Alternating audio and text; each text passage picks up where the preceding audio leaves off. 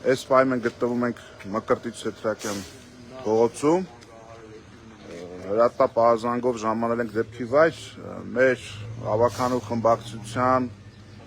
ներկայացուցիչ Գևորգ Ստեփանյանի ընտանիքին պատկանող մեքենան հարձակման է ենթարկվել և հրկիզել են մեքենան, ես հիմա փորձեմ այսպես կադրը շուռ տալ, խնդրեմ մեքենայի վիճակը տեսեք,